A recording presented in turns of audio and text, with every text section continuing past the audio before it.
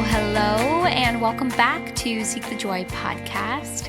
Happy Seek the Joy Tuesday. Guys, this week's episode is a fun one, and it's also an interview swap. On the podcast this week is Norma Jean Belenky, and I had the best time chatting with her for both Seek the Joy podcast and her podcast, Stay Wild. Norma Jean is really multi-talented and such a kind, compassionate, and inspiring person. She's a musician, artist, and entrepreneur, and one of her biggest passions is guiding others to creative empowerment. But in order to do that, she really had to empower herself first, and I so enjoyed hearing and learning and now being able to share that journey with you on today's episode.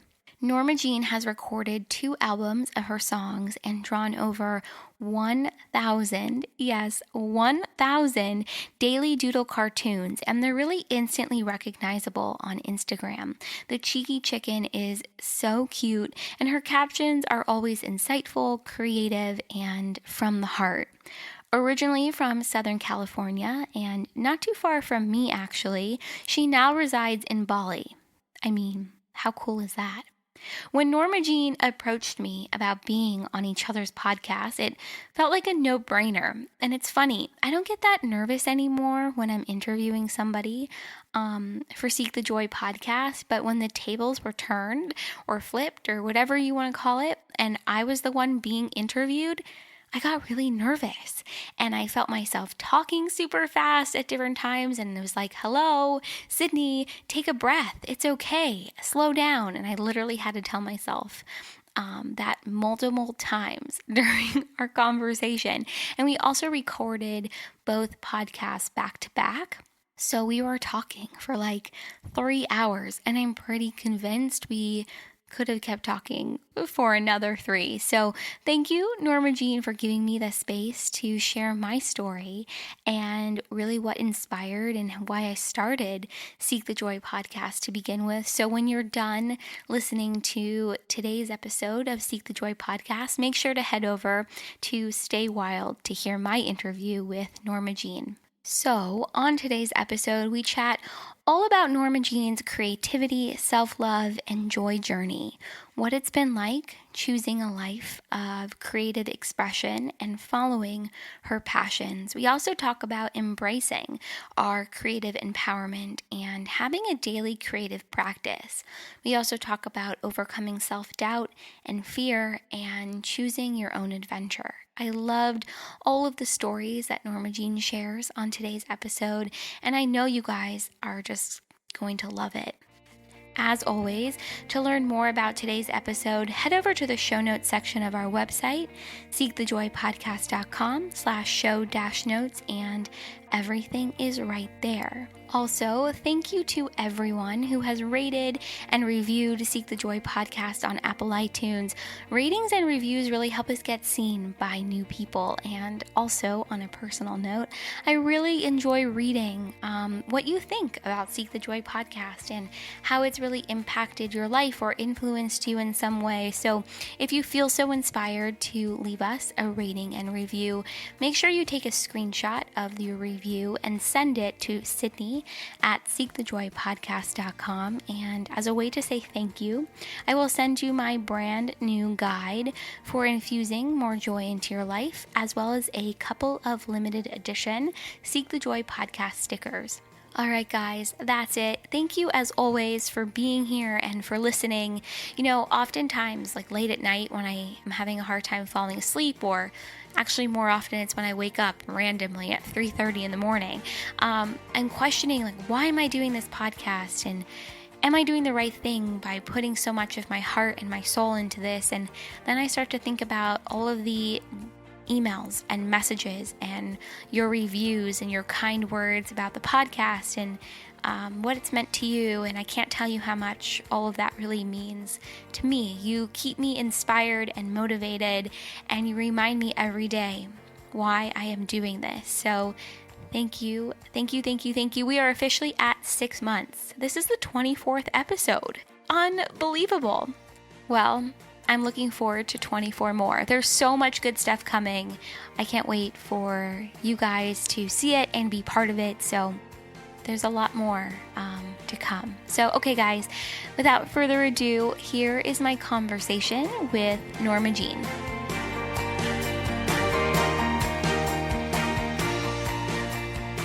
I am so excited to be here. I am a fellow seeker of the joy. Whew, my life. Oh my goodness. I sing and I write songs. I play music festivals sometimes. I draw an original daily doodle cartoon on my Instagram. I'm not gonna lie. It was every single day, rain or shine, for 1,000 days. And then after I hit 1,000 days, it's been like every other day. Which was back in October. And I have a podcast called Stay Wild Podcast. I run creative empowerment workshops and a retreat in Bali with a friend of mine who is human sunshine called Camp Clarity. So I think that is me. I'm a creative little human, and I mostly spend my time in Bali. I just love, you do so many different things, and I'm so inspired by your creative journey. So how did you end up in Bali? Oh my goodness. Okay. So I grew up in Los Angeles, and I worked in entertainment for a very short period of time. And somewhere in there, I worked in international film distribution and finance, just for like as an intern. And I met a bunch of people that like went to film markets and lived abroad. And I had studied international business in university, but I never got to go abroad. So I was like, okay, well, I really want to live abroad. And so I was like 23 and I didn't know what was up at all. I was just like, okay, world. And this guy that I went to university with, who I didn't really know very well, but we were Facebook friends, he was in South Korea and he had a blog, and I read his blog and I was like, well, I could do it. So I went, I got a job on the internet, and I went to South Korea, where I taught English for 2 years. It was really amazing. And I think it was one of those things where, when you're kind of in your early 20s and you like face plant in your life, you like life face plant, life plant. I don't know. And total life plant. Totally. Oh my God. Where you're just like, well, life, what? Adulting? No. Oh my God. Oh, I hate that word because it literally defines my life right now. Adulting, the struggle to adult. Oh, 100%. And you're not quite cookies yet. You got all the right ingredients, but like, you're not quite cookies yet. So I was in South Korea for 2 years, and I lived in a town of maybe like 30,000 people, but there were like 10 native English speakers. So really, I kind of got to have a lot of time on my own, and I got to figure out, apart from, everything else in your life that you've had your whole life there, right? Like people or places or routine or whatever it was, if you keep running into the same things, you're like, oh wait, it's me. Like it's my fears or it's my judgments or it's my blocks, whatever it is. And I realized I hadn't really let myself be creative. And I always, as a kid, I was always like the girl who could sing. And I had never experienced a winter before. Honesty. I grew up in a suburb of Los Angeles. I went to university in San Francisco, and I moved back to Southern California after university. So I had never lived anywhere with snow. Snow was something that you visited, like Disneyland. Seriously. Yeah, no, it's not something we have here. No. I mean, it's an attraction, not gonna lie. So I was in South Korea, and it was like really cold. Like I think the climate is similar to New York. And I was like cold and winter depressed and just like, ugh. And I started writing these songs, and I kind of found myself in that, very foreign place. And I became happy, and I had a bit of a routine, and I made some friends, and I literally moved somewhere where I knew nothing and no one. I didn't even know how to say hello in Korean, which is 안녕하세요. Now I know it, obviously. Can read Korean a bit. But like, I didn't know anything. And I think I was able to, without a lot of the things that I had for the previous 23 years of my whole life, I was able to really find and get in touch with who I am a little bit more and what I want and love myself, or learn to even know myself. So some songs just started like flowing out of me, and I just started writing these songs like nonstop. And then, when you like make some art or like you do a creative project and you go up to your friends and you're like, I made this. And, it's kind of like a kindergartner going up to your parents being like, I made this. And you're like, is this real art or is this like I ate all the paste? Um, which I like to call paste eater art. Oh my God, I love it. And now, as a creative empowerment human empowering other people to be creative, there is no such thing as paste eater art. But we'll talk about that later. So I had a friend whose sister makes music, and I was like, "Is this paste eater art?" And she's like, "No, it's great." So I had a dream about going to Bali in 2011. My grandmother died, and I had a dream that I went to Bali for the funeral, and I was like, well, that's weird. So I went to the United States, obviously, for that. And then the next year I went to Bali, and I ended up making some friends who were very supportive of my art. And they had met another musician who's pretty well known, had come through and made an album in Bali. And they said, well, this guy did it. Like, you could do it. And I was like, great. I'll just come back. And at the time I had planned to go to law school. I was like, I didn't want to be in Korea too long. My plan was really like, I'm going to re-enter the United States in law school. Like, that's just going to be the easiest way to do it. And I wanted to go to law school. My dad's a lawyer. I have a few lawyers in my family. And I always liked that kind of like arguing, debating. I get it. I get it. Yeah. Yeah. I was like, you're a lawyer. So I took the LSATs in Seoul. I like my last year of Korea was basically like me studying and then writing these weird songs, and which aren't weird. They're great. And then I thought, oh, well, I'll just go to Bali and I'll like make this album. I met these friends on a holiday like 2 months before. Like, it's hard. Okay. So then I went to Bali, and it is hard. Making an album of songs that you, write is kind of an endeavor. So that was interesting. I did that, came out. And when it was in post-production, I ended up launching a magazine with some really great people. And then ended up helping run the marketing operations for another magazine. Then playing my music mostly full time. Then I went to Australia for a year. It was cold again. And that's where the cartoons came from. It's very interesting. I guess maybe all my ideas come from cold weather. Who knows it? That's so interesting, by the way. Yeah. It just, when you like hold yourself up and you're like, it's cold outside and I'm in a new place. And I've lived in probably 5 countries. Oh my gosh, that's amazing. Yeah, it's kind of one of those things where I am really lucky. I have friends all over the world, but it's also one of those things where like they're never going to all be in the same place. Mm-hmm. Yeah. So, and everyone asks me, about living in Bali and how great it is, and it's amazing and it's wonderful. But there's things everywhere that are amazing and wonderful, and my life is more about who I'm with. So Bali is incredible. I mean, like, yes, all the yes on that. But also, my family's in the States, and so I'm back here once a year and all that. So yeah, so I lived in Bali for about 2 years. Then I went to Australia for a year when the cold set in.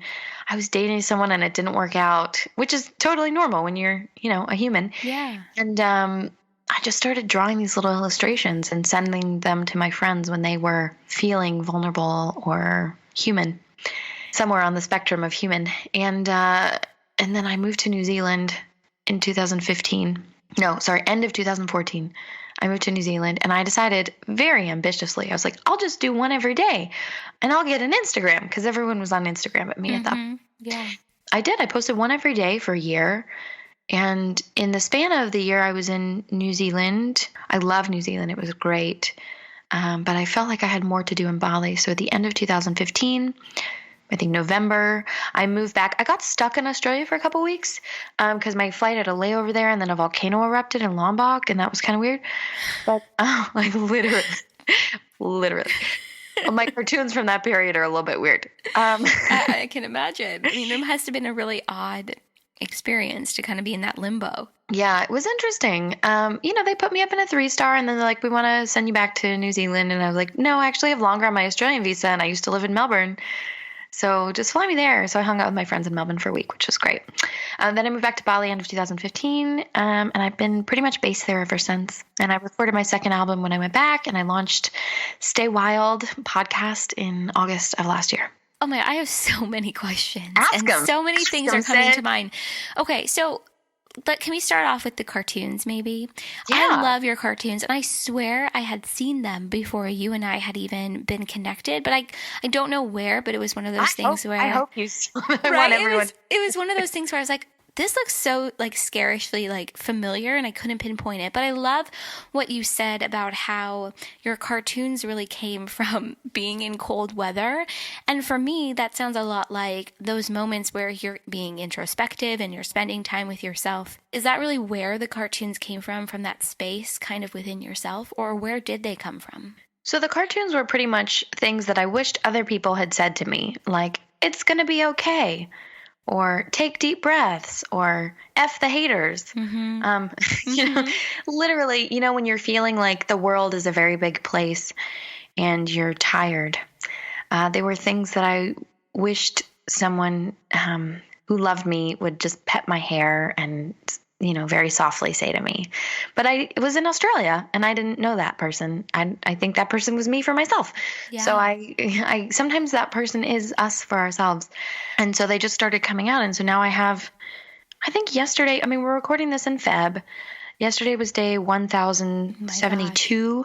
Yeah, it's been a journey, and they've changed a little bit. You know, like at first I had to get with technology. Not gonna lie, I'm really not. I'm a late adopter. I'm a little late bloomer in that sense. Guys, I'm admitting it. I'm a late adopter. So, you know, at first they were all hand drawn, and because I live in Bali and I travel quite a bit. And the first year I was back, I pretty much just house sat for people. So I didn't really like have my own place. So I was traveling with like 30 notebooks.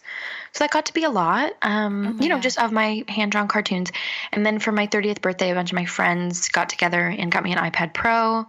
So then things kind of went from there. And in between there, they used to have black edges, and then I changed it to all white and kind of edited them a bit differently. But they're basically just like line drawings. You know, whenever I tell people I have a daily doodle Instagram and I draw a cartoon on the daily, they're always like, oh, I wish I could draw. I'm like, me too. Because they're line drawings. But, you know, I think it's more about the message, and they're always with little birds. They're always with cheeky chickens. And, you know, I think they're things that I tell to myself, that I tell to other people, and I don't know what's going to come out. You know, I sit down. Sometimes someone will say something to me, and like the phrase will really stand out, like ring in my a little bit, and then I'll be like, oh, you know, that's a cartoon.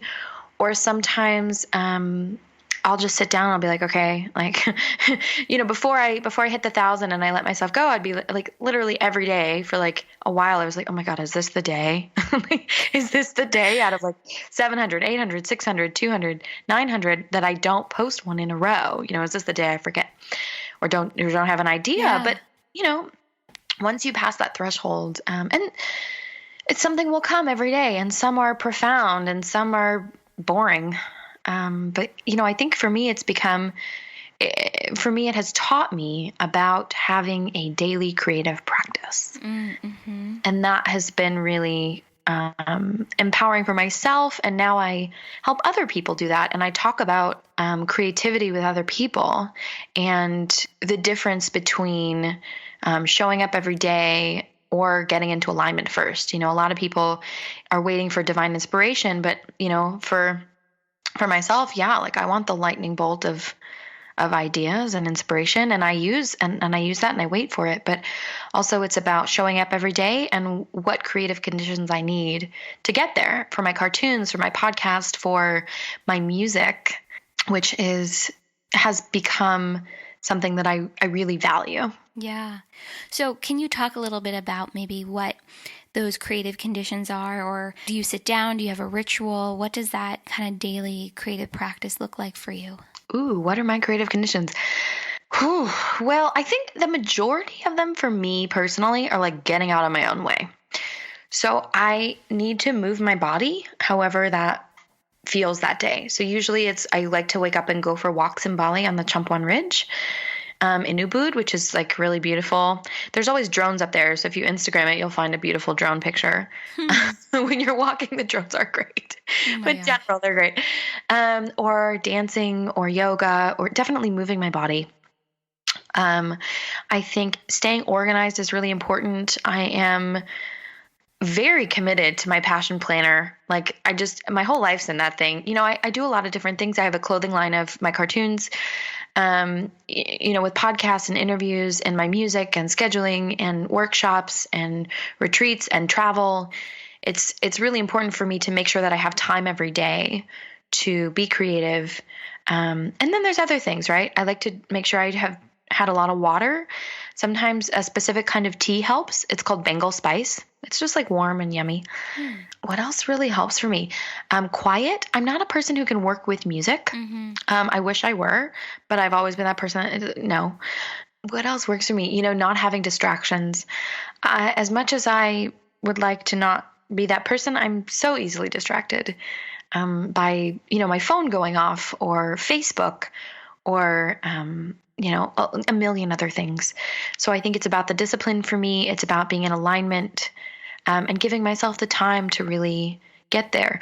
Sometimes if I'm in a climate where it's cold, I really like to make sure my feet are warm. I think that helps. Or if I'm in Bali, I like to make sure I kind of walk on the grass a little bit first to ground in.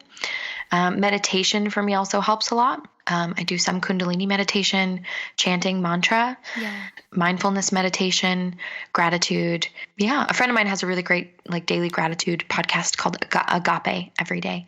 My friend Nicole, who I'm doing the retreat with. So shout out Nicole. But that is really helpful. And I think even just 5 minutes of just no phone, no computer, shutting off, being like, okay, this is, instead of letting anything come in, I'm just going to feel in and what's happening there. So, and that's where the art comes from. That's where the expression comes from. Okay, first of all, I love that because I feel like what you just talked about in terms of those creative conditions for yourself, it sounds like you have go-tos, but at the same time you feel it out depending on the day. I think you need that flexibility and to kind of let go of that rigidity or feeling like you need that structure, especially when you are so creative and so much of your life is about that creative expression. And you talked a little bit earlier too about creative empowerment. And before we dive in super deep into this concept of creative empowerment, I want to know too, because you are a musician, you do have this beautiful voice, which I did a little stalking the other day. Oh my and gosh, I needed to hear, I wanted to hear it all. I wanted to really fully immerse myself into who you are and what you're passionate about. And was it always easy for you to get up there and sing and show and share your voice in the way that you have? Or, I guess I'm really wondering, just about owning your voice in that way then the willingness and the bravery, to share it. Okay, yeah. So a lot of people ask me about that actually, and they're always like, oh, you're so brave. And I have this, we did an interview swap and you're on my podcast, Stay Wild, and you mentioned growing up and being a bit overweight. I was overweight growing up as well. And I didn't let myself do a lot of things. Yeah. I didn't let myself I didn't let myself date people I wanted to date. I didn't let myself feel the way I wanted to feel. I didn't let myself have a lot of opportunities because I felt like other people would have been treated differently and had a better experience or a better shot or would have utilized them better. And for me, that bravery comes from, I'm going to drop the F-bomb. That bravery, am I allowed to do that on the show? Yeah, go for it. Okay. So, so in my life, I spent so much time feeling like I was trapped in my body because of my body. And when I was in Korea, I lost a bit of weight, quite a lot of weight, maybe 40 pounds. And all of a sudden I felt free, not just in my body, but I was happier and people were treating me differently, probably because I was happier. Maybe some of it was physical. I try not to think that, but and I think it was interesting because once you allow yourself to do something or once you give yourself permission, you're out to the races, And there was a lot of things in my life that I wish that I had taken the opportunity to do or even let myself do that were right in front of me. They were literally, I just had to step my foot forward and it was just in a cement galosh of my own making. And at that point, I realized there's going to come a day where I don't have that opportunity and it's not going to be because of my own mental shortcomings. So there's this moment where you're just fuck it. And that is kind of the thing that drives me, right? Whether it's my music, which is really kind of, I believe, why I'm on the planet this time, my music, my cartoons, my podcast, there's this moment where you may not have the opportunity to do it later. So if the only thing stopping you is you got to let that go, or you're going to, when does it end? When does it end? No, it makes so much sense. Yeah. And, I think there's one of those things where, it's one of those things where I don't want to feel like later on, when I'm like 80 and my voice has changed, or, I don't have the same opportunities. I don't want to feel like that's not an option. So I spent so much time holding myself back that I think once I let myself move forward, it was like a little bit of an explosion. I want to talk about what you said a little bit, saying I'm so creative. We're all that creative. I think that some of us let ourselves feel that or not. Some of us embrace it or not. But we all have that within us. And it is an inherently human thing. It's how we process things. It's how we express ourselves.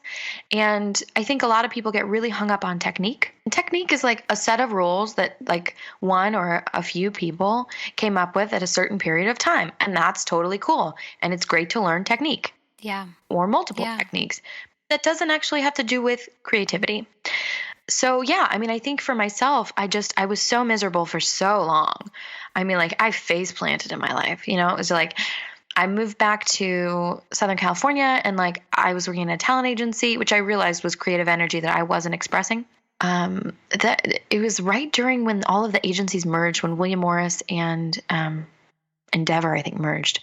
So there was like a lot of layoffs, and so I got laid off, and then I had this other job, and it was just like a series of just being like knocked further down the ladder, and and then I moved abroad, and I was like, okay, like I get to choose my life at this point. So what am I going to choose? And let's make it great. I love what you said too about how, sometimes I think really we are the biggest thing in our own way, and you've got to let go of that and just really go for it, because you never know if you're going to have this moment or this opportunity again. And you're right, we are all creative, and it's amazing to see really how everyone just has a very different outlet. And I love that you have so many that you really honed in on. It's really about empowerment, and it's about creative empowerment. And I shared on your podcast how I never thought about it as creative empowerment. So I would love for you to talk about your creative empowerment journey, because I also think along with that is sort of an acceptance of who you are and a willingness to really love yourself and embrace yourself. And so I would love if you're open to talk a little bit about that. Well, thanks for saying I have a lot of projects and I've honed in on them. I always want to ditch one. And then I'm like, ooh, which one should I not do? And then, I think like the doodles, but so many people are like, oh my gosh, that really resonated with me. And I needed to hear that. Like every day I get those messages.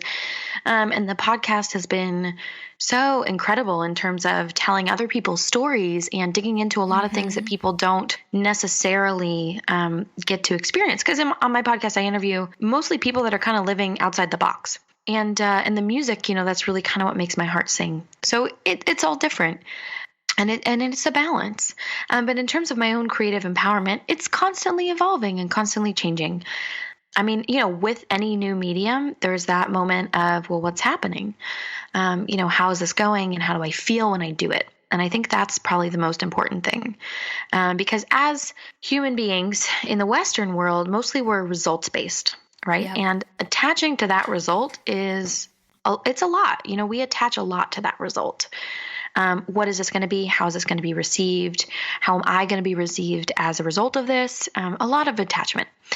And when you're in that pure creative state, that doesn't matter. And the process of creativity in general is really just being present with whatever comes out and accepting it and loving it.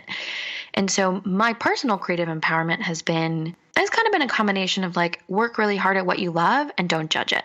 Mm-hmm. Don't judge yourself and be as nice to yourself as you possibly can. Yeah. I'm literally the girl that used to throw myself on the floor and cry for 2 hours because it was too much. And when you have a gift as well, it's hard. It's hard to step into that. And it's hard to, I guess with singing, I don't want to say I'm better or worse than anyone else ever. But I think there's something about my voice that resonates with people. And when you're given a gift like that, it can it can feel like a burden if you don't know what to do with it and you don't know how to love yourself with it. And so that empowerment for me is really about that routine, of doing what feels good, tapping into what I need to do in terms of like what cartoon needs to come out today, what song needs to be sung, stuff like that. And then in terms of the process of it, like being nice to yourself when you do it, like so nice to yourself, like treat yourself like you would treat your best friend if they came over and they were like, the world's ending. And you're like, oh my gosh, let me turn on Netflix. Let me give you some fuzzy socks. Let me make you a cup of really good herbal tea. Like, sometimes you just need to baby yourself in self-care, just like tapping into our authentic, vulnerable selves. That's raw. It's intense and it's real and it's human. And I think why we're actually here. You know what this just reminded me of? In the intro of your podcast, you say, keep on keeping on. Oh, yeah, it's from one of my songs. Yeah, I feel like that's exactly what we all are doing. And by stepping more into that vulnerability and being okay with not being perfect, you just got to keep on keeping on and just keep moving forward. And by sharing so much of yourself through your art and your music and your podcast. And I think you work one-on-one with people too, right? And you host this retreat in Bali that's coming up. How has sharing so much of yourself made a difference in your life, or what kind of impact has it had? Oh my gosh. Sid, this has been the thing. By the way, I call you Sid now, and in my mind, we're already Instagram besties. Let me just tell you, like growing up, I've had tons of nicknames, but my favorite has been Sid. So when you started calling me Sid, I was like, yes, I love it. So just keep going. Just keep doing it. So Sid, this has kind of been like the thing for me, right? A lot of art, it's interesting. So it's taken my own personal practice from a one-way street to a two-way, maybe 4-lane, double-way highway. Mm-hmm. Like really, we are cooking with gas. And I think the thing is, from one end, right, we are, like when I make my own art, I'm just putting it out there. And it's amazing and people respond and I'm really so grateful and appreciative and feel really aligned with my purpose when I do that.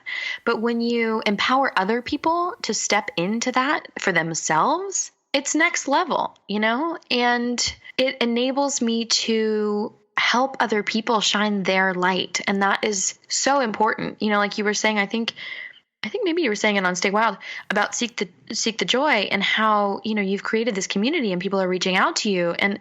And it's amazing because sometimes we create the things that we want to be part of. And I've seen so many people allow themselves to express themselves, to allow themselves to go somewhere that they didn't think that they could go, or they weren't allowed to go, or they were afraid to go. And it's incredible.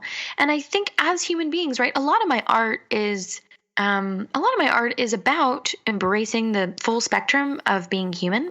Like we're not here to be perfect and not have and not feel anger or fear or not have bad days.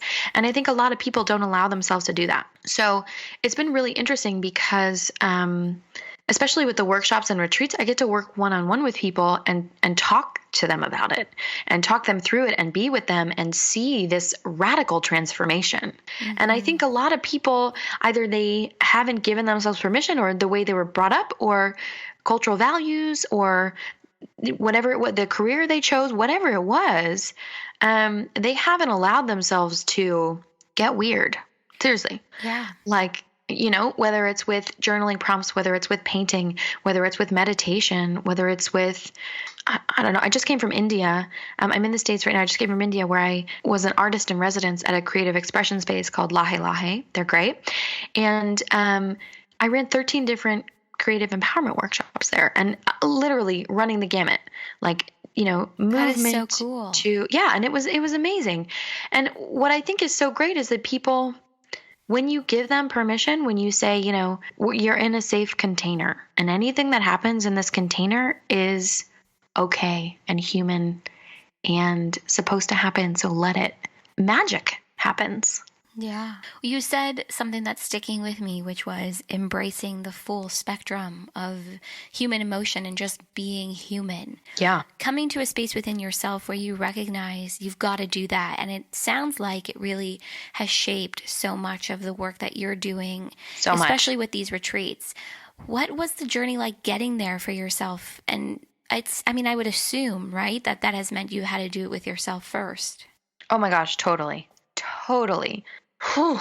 The retreats are incredible. It's really, they're just wow, because it's a week in Bali, luxury villa, awesomeness, deep workshops, all the like fun. So that's incredible. Diving into purpose and clarity with people. And you're right. I had to do it on the front end to be able to do it on the back end. Mm-hmm. And for myself, that has meant so many things. It has meant making my music, putting out albums of original songs, moving to different countries, doing musical theater, going to countless trainings, workshops about female empowerment, self-care, leadership, purpose. And it's really interesting. I think it's so rewarding once you kind of have a little bit of an overview and you're like, oh, all these things are things I can use. Yeah, there's quite a bit. And it's been probably the major work of my life in my 20s. I'm now early 30s. And I think the majority of my 20s was that seeking and discovering creative expression and, just like the podcast, the joy. Oh, I love that, because it really is such a journey. And I love that now from where you're sitting, you can really reflect on that period of your life and say, wow, okay, that's really what that time was for. Because when we're in the thick of it, oh my gosh, you don't know why. It's like a hurricane and you're getting swirled around and you are literally like, it's like, what am I, and sometimes it's like, what am I doing with my life? And it's like, I don't know. And other times it's like, what am I doing with my life? And it's like, I don't know. Yeah. So, I think it's embracing that. And, we're not very nice to ourselves, I think, a lot of the time, in general, us humans, us little humans. We put a lot of expectations on ourselves and judgment, and it took a long time. A lot of it was learning stuff, learning techniques and meditations and trainings. And I'm a Reiki master. I do that as well. But a lot of it was also unlearning, yes. Unlearning that I'm not enough, unlearning that anything that I create is not valid. And so that's also been a beautiful, amazing process as well. With that unlearning, because you're so spot on. You can learn so much through these experiences, but it's also about what you shed and what you let go of. And I'm sure you can relate to this. Growing up in California and Los Angeles in the United States, there's that inherent pressure all the time to think a certain way, look a certain way, take your career in a certain direction. Oh my God, all the pressure, Sid, right? All of it, and all the pressure. And it sounds like, through this process of unlearning these things that you were probably brought up with, I think some of this stuff gets ingrained in our DNA. Was going abroad and living abroad, did that really help you with that unlearning? Because you're exposed to different cultures and ways of being. And I think the values are different, obviously, in different parts of the world. And yeah, I guess basically what role has, living abroad had in that sort of unlearning process? I'm so glad you brought this up. I was just actually thinking about this while you were, I was just like, oh my gosh, I should talk about that. Because I think it's so important and it plays such a strong role. Yeah. Living abroad is different. And anytime you go anywhere else and you are confronted with yourself, it's so important. And you don't have to uproot your whole life and move abroad. It helps. But you also, it's not required. But for me, I think living somewhere that was completely different really was the thing that made it possible for me to confront myself in a lot of ways, like not letting myself be creative or expectations or things like that. But also when you live somewhere where, things are much more traditional, you're in a much older culture, people don't have to make it. People are who they are, right? Yeah. So like in Bali, for instance, you're born into your family is a certain caste and that's kind of, on some levels it's very limiting, but on other levels you're like, okay, well, this is who I am. Let's work with it. And if I want to create something on the side, I can have a creative practice that doesn't have to have whatever expectation it is. And on some levels, like it's different. Like some of the restaurants, in town, back in the day used to have trouble having staff because the family and your place in it is more important than like a job. And so going somewhere where things are completely flipped, you kind of get to see how some values are not universal and how sometimes the quote unquote making it or the out on your own of the American dream isn't always the best or isn't always real for everyone in every situation. And it can be really isolating to feel that pressure of having to quote unquote make it in whatever industry that you feel like you can make the most impact, not necessarily the industry where you feel like you are the most yourself. Yeah, that makes so much sense. And that reminds me too about something you mentioned a little bit earlier in our conversation about purpose and how you really feel that what you're doing is your purpose. And it reminds just me so much of what you were saying in terms of following what makes you happy as opposed to what's sort of expected of you in that way. Yeah, absolutely. And honestly, like I don't make my income, the majority of my income off of my art. Yeah. And I mean, some of it, absolutely. And, I have a t-shirt line and I play my music and the podcast and everything. But, it's one of those things where in the West, I would have to, in the majority of the West, you have to justify that. And sometimes things make people's lives better. And that doesn't have a monetary value. Yeah. So much of how we define, and by we, I mean the West, so much of what we define as worth is that monetary, is that external. And I love what you're saying throughout this whole conversation about how it comes back to the internal and what's on the inside. And I love the journey that you've been on, just with returning to that space within yourself. Oh, thanks, Sid. Yeah, I mean, I think it's one of those things where we feel that pressure, but we don't have to take that in. That doesn't have to be ours. No, it doesn't. I'd love to talk to you about community and just the role of community in your life. It sounds like as you've traveled the world and you've expressed yourself in this really beautiful, creative way, you've brought on a community that really supports you and loves you, and you love and support them back. And so I just love to hear about, what role has community really played in your life? And even when you think of community, what comes to mind? Yeah, no, community is everything. Gotta say, it's one of those things where my life is not the typical anymore. Not that there is a typical, but yeah, I mean, community for me is everything. And I'm really blessed and grateful and honored that I have people in my life who show up for me that I in turn show up for. And when you live in a way, this is going to sound a little bit out there maybe, but when you live in a way where things are not standardized in the way that they are in the majority of the United States, your community is a much larger part of your life. And you step up for people in ways that most people don't consider. Yeah.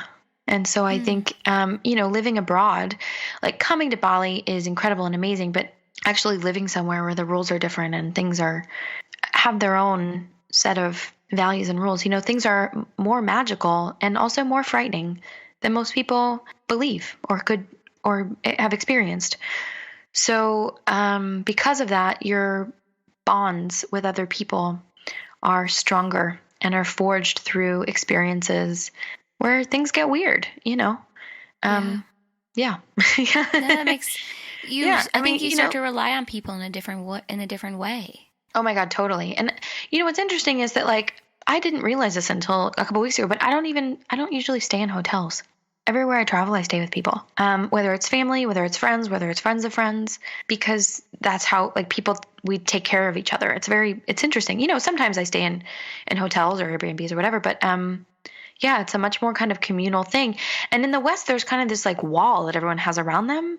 And I kind of think of it as like a wall of unhappiness. Yeah. Some people really want their space and they're really introverted. And I also value my alone time, and it is so vital to my creativity and my sanity and all of that. But there's a human element there that we kind of sometimes miss. that's not to say that I'm always like, like I never have any personal space. Like I have a house in Bali and it's great and it's beautiful, but I think that there's a level of like tribe community that doesn't quite translate to the United States, where everyone has their own, a lot of people have their own space in that way and are very reliant on that for their own peace of mind. Yeah. I wanted to ask you this earlier, but through everything that you've been through, and you were going to go to law school, you wanted to be a lawyer, and then your life just took this different path. And through going through all of this and, making that big transition, and now where you are today, and you are in Oregon right now, but pretty soon you'll head back to Bali. What do you feel like you've learned the most about yourself going through these different changes and building these connections? And I think really, from what I can tell, it's been a journey of really connecting to who you really are. I think it's one of those things where I think I felt the pressure that if I went to law school, I wasn't going to have time to do all the other things that I wanted to do. Mm-hmm. And I don't know, for me, I think I've learned that I can do anything and everything, and that sometimes projects don't have to have expectations like that attached to it. But obviously it's important to focus our time and all that, but that we can live the life that we want, and it can be amazing, and it doesn't have to look like anything we've ever seen before. That's the thing, right? Like I grew up in like suburban Pasadena. So, Yeah. so for me, like my life is not anything that I've seen. And I've made amazing friends along the way that kind of have similar journeys. And it's interesting how we all kind of see each other and learn from that. And I'm not like too out there, you know what I mean? Like I'm a pretty normal human being in that way. Well, what but is normal anyway? I mean, come on.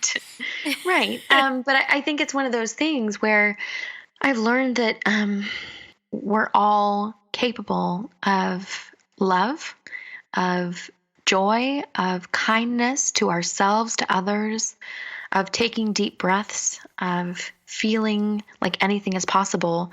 And yet we're all human, and we're all on this journey to be our most human, vulnerable, authentic selves. So sometimes that means like I woke up and I'm having a really bad hair day and I showed up anyways, or it means, I'm taking a mental health day, or it means whatever it means. And I've learned to embrace those imperfections and to work with them instead of against them, and to work with myself instead of against myself, I guess. Or yeah, I guess, like when like your ego wants to do something, but then like it's actually not the best thing for you, and then you're kind of like fighting with yourself. I've learned to kind of like not have that fight.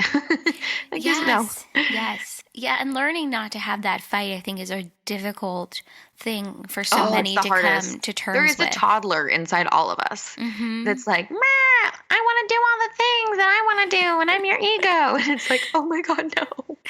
Who let it have candy? Oh my God. I've never heard it described that way, but that is perfect. That is so perfect. Yeah. It's really like, who let the voice inside your head have that strength and have that power? And you don't have to always believe what you think or you were taught or what's completely around you. You don't have to take that on. So it's interesting. And I think it's been a journey for myself of first empowering myself, of expressing and being vulnerable and stripping down to those layers of like the little human Norma Jean, and then building that up and empowering other people, other women to step into their purpose and to feel that joy and get clarity on what they want as well. Yes. And speaking of that love and that joy and having clarity, because you are on Seek the Joy podcast. So what are things in your life that really bring you joy right now? Well, Sid, I'm in Oregon, so blueberries. I love it. Like blueberries are like $20 for like a real small packet. Like if you like, it's not a thing. So in Bali, you mean? Yeah, in Bali, it's rough. And the avocado situation, it's not no happening. Yeah. No. So, right now it's produce. But in my life in general, it is my own creative process, putting things out there. The thing about creativity that kind of people, that's like really like in your face, but people don't acknowledge it, is that when you make something, whether it's art, whether it's a podcast, whether it's a meal, whether it's whatever it is, you're writing something, you're bringing something into the world that wasn't here until you brought it, Yeah. So literally, like you're taking something that like wasn't in the universe, like wasn't in the world, wasn't physically here, and you like hashtag brought it. So that always, that's always exciting, whether it's a daily cartoon, whether it's a new song, whether it's sharing my story, other people's stories, my music, anything like that. That's always exciting. Empowering others, my family right now, because I'm in the States. The question was, what's empowering me right now? What am I excited about? What brings you joy? Yeah. Oh, what brings me joy? Oh my gosh. Well, fuzzy socks, number one, long walks, reading love poems out loud. Netflix, yoga. I like a lot of slow yoga. I like a lot of yin yoga, restorative, a lot of yin, getting into that fascia. Yeah. I always want to say fascia with like a Austin Powers kind of accent, like he says father, fascia. Yeah. Yeah. Oh my God. In Bali, it's going for long walks in the rice fields on the Chumphon Ridge, community, friends. I think for me, my friends, and mostly the women in my life have become like my community, have become the circle of people, and I'm so lucky that I have people who are creative and empowered and shining that light that I in turn, shine back to them, that we shine to the world. So that is also very important. Chocolate brings me joy. Yes. What else brings me joy? I'm trying to think, Sid. Hold on. There's other stuff. That feeling of accomplishment. Yeah. What else brings me joy? Live music, jazz, always jazz. Yes. And I think you just sang some jazz that was recorded and posted online from what I remember in my stocking. Yes, so. We went to this tiny little quick side note of the Norma Jean life. We went to this tiny little bar in Ashland, Oregon, and it was really cold. I had this like hot chocolate, and we were like sitting there. And this is how like when we were talking about my friends in my life. One of my very best friends who I met in South Korea, she was in Seattle visiting her sister, and she was able to come down to Ashland, Oregon for 2 days to visit her other sister. And I was able to be in Ashland visiting my Uncle Dan. So we rendezvoused. We like life hacked our travel. So we were in the same place for 2 days. So she was here with her sister. I'm here with my Uncle Dan. Shout out Uncle Dan. What's up? He loves the podcasts. And we're at this tiny little bar called the Wild Goose. And we go in and, there's this amazing jazz band, like so good. They're so good. I mean, I love jazz. I seek out good jazz. It's my jam. It's like 6 guys, they've been living the jazz life. They know what's up. Yeah. There's like a saxophone player, which is really exciting for me because we don't get a lot of brass in Bali. And they're playing all this like, kind of really fun 1920s, 1930s swing jazz. And I'm thinking, oh, maybe they'll let me get up and sing a song. So this other woman who I think, lives in Ashland, they all know where she got up and sang a song. Then they took a break and I was like, hey, I sing jazz sometimes. And, I'd love to come up and sing with you guys. And they were like, oh, yeah, maybe. Like, a song. And I was like, okay, cool. So, then they start up after the break and they play a couple songs. And then, the piano player says to the saxophone, because it's a real small bar, it's like there's not a stage. They're just sitting there playing and there's maybe like 20 people in this room. And the piano player says to the saxophone player, he's like, oh, maybe we try that singer. And then he says, oh, no, let's do a couple more. So they do a couple more. Oh my God. Like, oh, yeah, maybe we'll try the singer now. So I get up and we do a song and they were like, oh, wait, no, you sing jazz. I was like, yeah, no, I said that, I think. And they're like, great, do another one. And then Uncle Dan, quick on the phone, happened to record it. So I think it's a recording of My Funny Valentine and with some really, really great jazz musicians in Ashland. But yeah, it's interesting. I think because I move around quite a bit and because I do so many different things, sometimes you meet people and you're able to connect and it's, you never know. And I think it's one of those things where I get to be that person that comes in and gets to experience other people's magic a lot. And I'm very lucky in that way. And yeah, the video, I never have good video of myself singing. So that was exciting. Oh, it was so beautiful, by the way. And I love what you've just said about how you get to experience other people's magic. And I am convinced that that's because you allow others to experience yours. And this is totally different from what we were just talking about, but I want to make sure we talk about Stay Wild.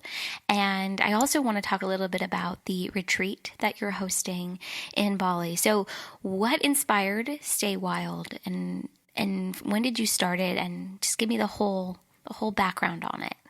Okay, so Stay Wild.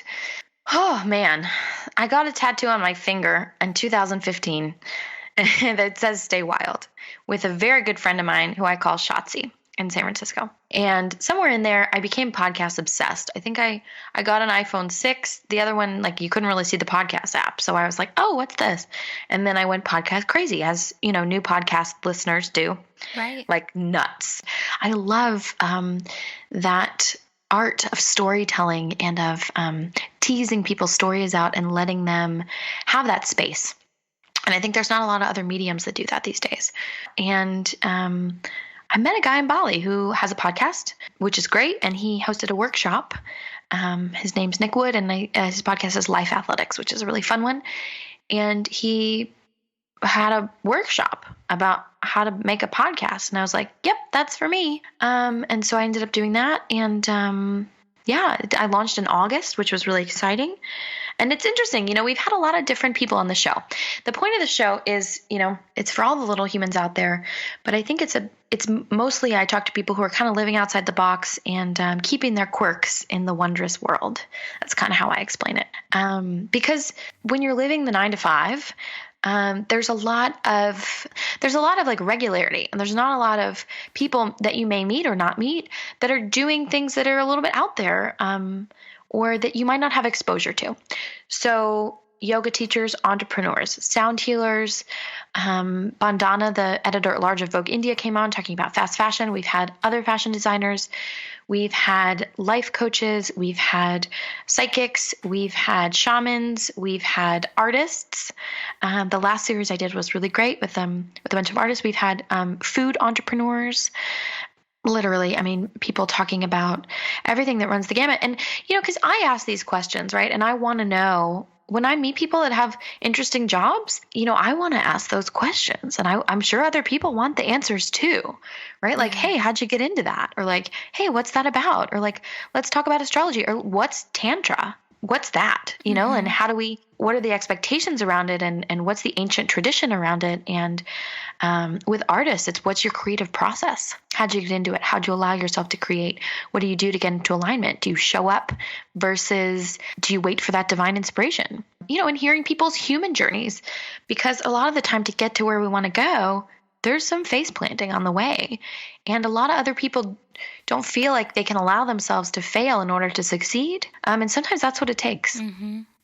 Oh, always. Yeah. I've at least known with my own life, you know, when you're in the middle of that and you've literally face planted and probably 5 times in a row, you know, you got to remember that so much good stuff comes from those difficult moments in your life. And often it's what comes out of that that's the most beautiful and the most magical, because you really had to get in touch with who you are and what you value and what excites you. It takes getting to that space. And I love that you highlight so many different people from all walks of life and backgrounds on your podcast. And I do something very similar. And so you and I are so much alike, and I love it. Yeah. I love the inspiration behind the name of Stay Wild. It reminds me of the inspiration behind the name of Seek the Joy with the bracelet. And it's amazing how, you know, the little things along the way that you think are sort of insignificant and have no meaning, you know, eventually play a big role in what you do next. And might just inspire the name of something, you know, you don't even know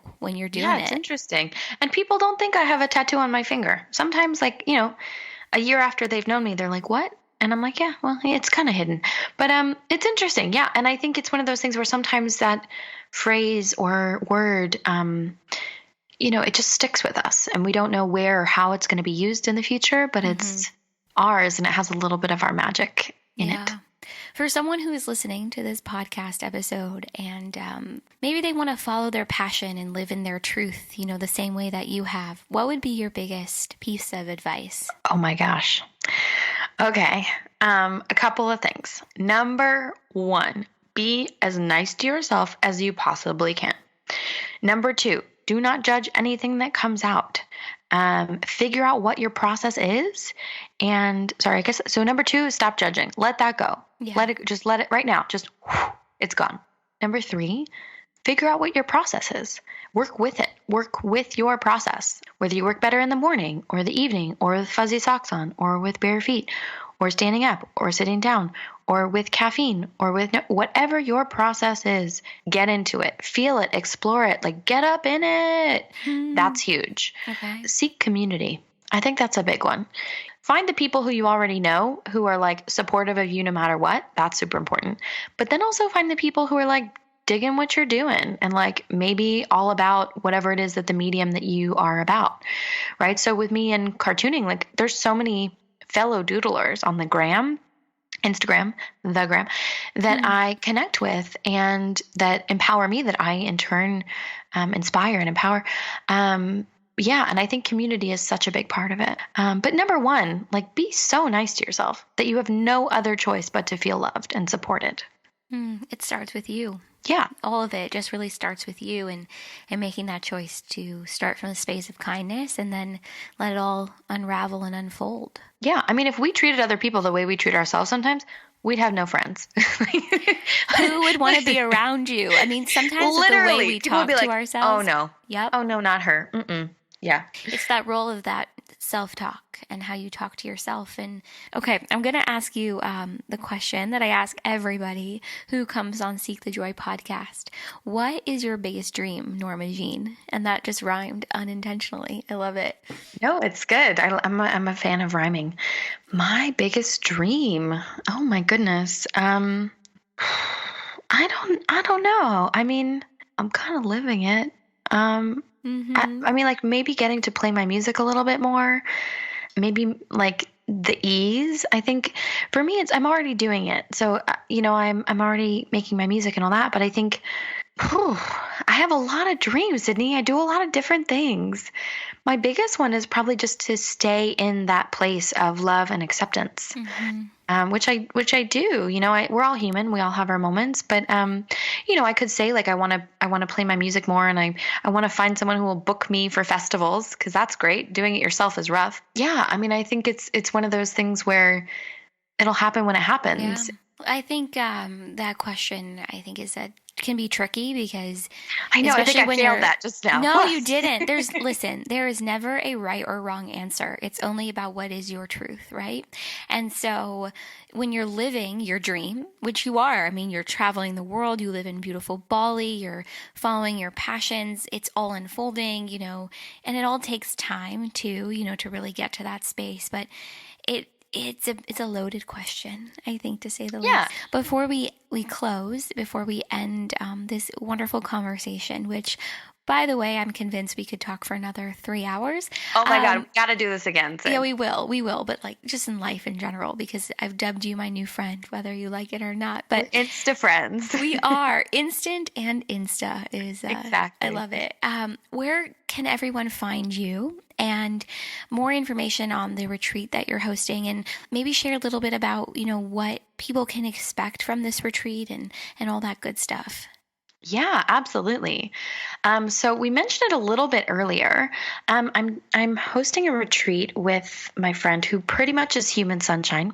Her name's Nicole Malazzo, and we're hosting a retreat in Bali called Camp Clarity. It's for women. It's incredible. It's the culmination of a lot of the joy and purpose and acceptance and clarity that we talked about today. It's 7 days in Bali, April 29th to May 5th, luxury accommodation, 3 meals a day, daily yoga and meditation, all the usual awesome stuff. But then deep work for women on creating value and self-worth, self-care workshops, and then all the fun of Bali. So that'll be really fun. And we're just so excited about it. And it's really a beautiful culmination of a lot of that fun, purpose, self-love. And you can find out more about that. I think we're giving away a free bundle. We're giving away a free self-love e-bundle. So you can go to joincampclarity.com. And then for the special e-bundle, it's joincampclarity.com/self-love. And then for my art on the gram, I am at Norma Jean Loves Doodles, which is pretty cool. Oh, you can also find Camp Clarity on Facebook. Yeah, so Camp Clarity Facebook. So Instagram, Norma Jean Loves Doodles. That's where I post my daily inspirational illustration, cartoon every day, Cheeky Chickens. Check it out. What else? Oh, and my music is on Bandcamp, and all the links and everything are on my website. It's njloves.com. Oh, and then the podcast is Stay Wild. So that's Stay Wild Podcast. That's on iTunes, Stitcher, and SoundCloud.